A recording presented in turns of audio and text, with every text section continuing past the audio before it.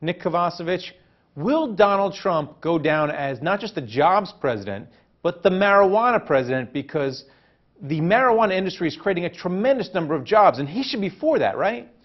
I agree 100%. I think what Donald Trump ran on was job creation, U.S. jobs, and we're seeing the cannabis industry do that more so than any other industry, because everything sold in the United States is also produced in the United States, and the businesses that are operating have U.S.-based ownership structures. So I think jobs is a key piece. The other piece is the cartels. I think what we're seeing is in the legal states, the Mexican cartels are being locked out of the market now that cannabis is being regulated. So I think cannabis fits a couple of Donald Trump's main agenda items that he ran on.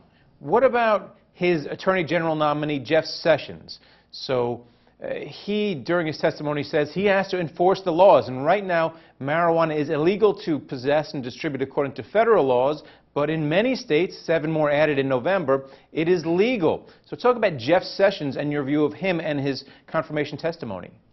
Well, I think what we saw Jeff Sessions say is that he's going to enforce the laws. Right now, there's some states that have said overwhelmingly we want cannabis in our state, and Sessions and a lot of the Republican administration has always been traditionally states' rights focused. So I think ultimately they're going to let the states regulate the way that they see fit, and they're going to enforce on the fringe. So anyone that's operating illegally should be concerned right now. But the folks that are doing things right, that are paying taxes, that are creating jobs, I think they're going to have a viable future even under a Sessions AG administration. The other thing you keep hearing from the Trump administration, the incoming Trump administration that is talk about deregulation.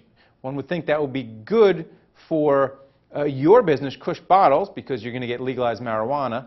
How much less will you have to spend on lawyers if you get further deregulation in the marijuana industry? Well, I think, for us, there needs to be some regulation, right? We want to make sure that cannabis is rolled out in a safe manner. Part of that is our platform around child-resistant packaging, keeping cannabis away from the children. So I think that's a huge factor. As far as the compliance and the red tape surrounding the industry, right, that's where a Trump administration could really improve things if there are some moves made at the federal level. It's things that would open up banking for the industry, things that would allow people to do interstate commerce. So a lot of these things are holding the industry back, and if we can deregulate a little bit at a higher level, I think it'll really open up things and, again, create more money, more jobs, more positive economic impact. Well, let's talk about your business. This week you came out with earnings. Your sales were up 44% to $2.5 million. Talk about your growth in 2017 and how you intend to stay ahead of the competition.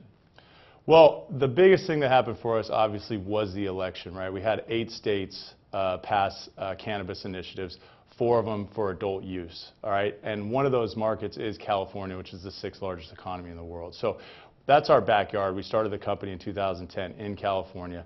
Part of the regs includes child-resistant packaging across the board. So we expect tremendous growth in that market. Nevada's another big market, and of course up here in the Northeast, Massachusetts, another gigantic market for cannabis. So that's where we look to continue our first mover advantage, to be in these new markets ahead of the curve. We expect that we can continue to build our platform, build out our product mix and portfolio, and we're getting a lot of growth from our existing customers. That's the other nice thing about this industry, is the customers we service are doing a great job in advancing their brand and advancing their movement into new markets as well, and we're going to continue to stay at the forefront there. All right, well, thanks a lot, Nick. Thank you. And thank you for watching The Street.